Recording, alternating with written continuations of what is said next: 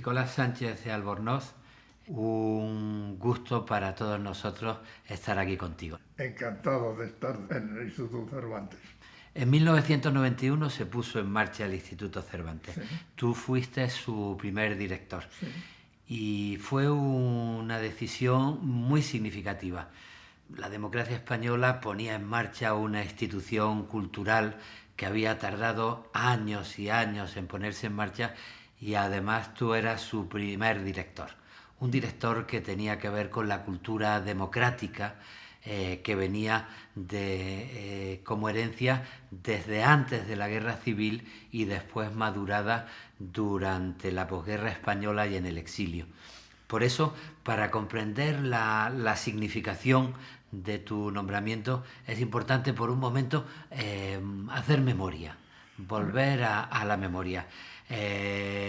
Tú formaste parte de la FUE en los años 40, ¿no?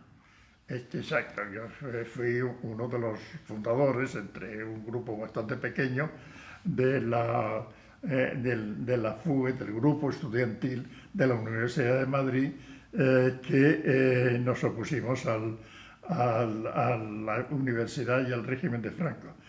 Bueno, los estudiantes estábamos recibiendo una educación mala y sesgada, y eso nos indignaba y era un motivo adicional para comprometerse, oponernos al régimen.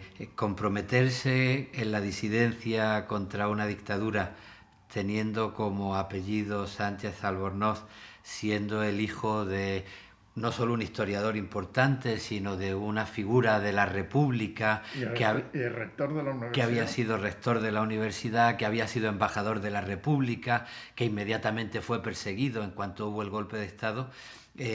Con ese apellido entrar en política era un acto de valentía que provocó, entre otras cosas, tu rápida detención, ¿no? Caes en una redada contra la FUE y eres detenido en Barcelona, ¿no? Sí, efectivamente. Pero yo me encontraba en Barcelona porque la redada la lanzaron en plena Semana Santa, con la intención de que no se notara nuestra falta en las aulas. Y aprovechando la Semana Santa, pues ya había ido en una excursión que la facultad organizaba la Semana Santa para visitar monumentos, historia del arte, etc.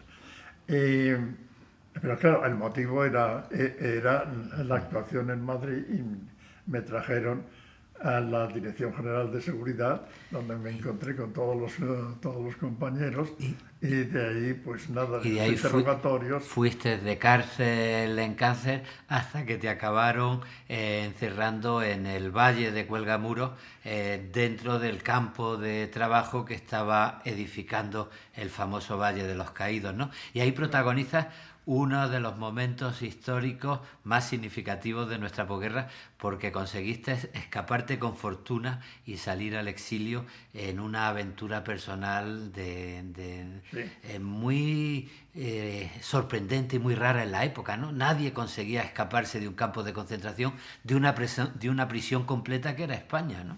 Exacto. Bueno, la razón, me han preguntado muchas veces, y la razón es porque bueno, nosotros teníamos un nivel, digamos, de información y cultural distinto de la mayoría de los 42 fugas que hubo también de ahí antes, y nosotros sí teníamos información de que había que irse afuera, y además teníamos los compañeros de la FUE, una delegación de compañeros en París, con lo cual nos pusimos en contacto y les pedimos que nos echaran una mano, que nosotros estábamos dispuestos a fugarnos, pero que nos echaran una mano, y efectivamente lo hicieron muy bien. Nos procuraron un automóvil, nos falsificaron la documentación para poder circular por España, nos indicaron cómo podíamos cruzar a pie el Pirineo. Es decir, tuvimos resueltos los problemas que la mayoría de la gente sencilla no disponía. Y entonces, claro, llegamos con suerte a Francia. Un episodio que hirió íntimamente el orgullo del aparato policial de la dictadura y que se convirtió en memorable. Bueno, Lamana escribió una novela, Sí. tu compañero de fuga, contando todos los datos. Fernando Colomo hizo una película y después en tus memorias está bien analizado lo que supuso aquel episodio. Al final de los años 40 llegas a Buenos Aires y ahí empieza a desarrollarse tu personalidad como universitario, como historiador. De esa época argentina, ¿qué recuerdos como historiador tienes? Eh, bueno, yo cuando me detuvieron estaba en tercero de carrera. Es decir, que yo No habías no había acabado. terminado la carrera. Llegué a Buenos Aires porque una vez que mi padre, que estaba en Buenos Aires exilado, se enteró de que yo estaba en Francia, me dijo: "Ah, tienes que venir". Hacía 8 años que no nos veíamos, lo cual era normal. Y tampoco tenía otra cosa que hacer en Francia. Entonces me fui allí y lo primero que tenía que hacer era rehacer mi carrera. Y la tuve que hacer desde el primer momento. Yo llegué en la época eh, del peronismo. Me vinculé con el movimiento estudiantil, que cuando se produjo el derrocamiento de Perón,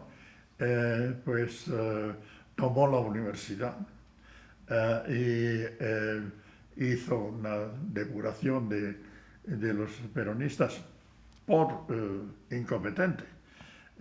Y abrió, en un episodio bastante notable, abrió a concurso todas las cátedras de la universidad. Y entonces una generación nueva, yo ya había terminado la carrera, tuvimos acceso a la universidad, y de ahí pues fui profesor en varias universidades, hasta tanto me tocó un golpe militar y una dictadura militar como la que yo había dejado atrás. Naturalmente, después de la toma del poder y de la intervención de las universidades por los militares, dije: yo no colaboro con esto, y dimití de Y, todos mis puestos. Tuve la suerte de que en Estados Unidos se fijaron en mí y me ofrecieron un contrato en la Universidad de Nueva York, en New York University, y ahí me he y quedado ahí 25 años. viviste tu segundo exilio, haces tu obra de historiador en Argentina primero y en Nueva York después, Sí. llega 1975, muere Franco, poco a poco se pone en marcha la democracia española, regresas a España con tu padre en una escena que se convirtió en muy significativa, esos momentos donde los jóvenes veíamos llegar pues a figuras como la de tu padre, la tuya, a Rafael Alberti con María Teresa León. Eso fue muy significativo y después, unos años después, recibes el ofrecimiento de ser el director encargado de poner en marcha el Instituto Cervantes. ¿Qué supuso para ti asumir esa responsabilidad de la puesta en marcha del Instituto Cervantes? Y bueno, fue un ofrecimiento grato, porque me permitía volver a España, cosa que yo había vuelto en el año 76, pero tenía que ganarme los garbanzos, y volví a mi puesto en la Universidad de Nueva York. Esto cambiaba las condiciones. Pero además creía que podía eh, aportar algo en cuanto yo había vivido los problemas de la proyección de la cultura española. Yo enseñaba historia de España en Nueva York desde afuera. Mi larga residencia en el exterior me calificaba para un programa de proyección hacia afuera.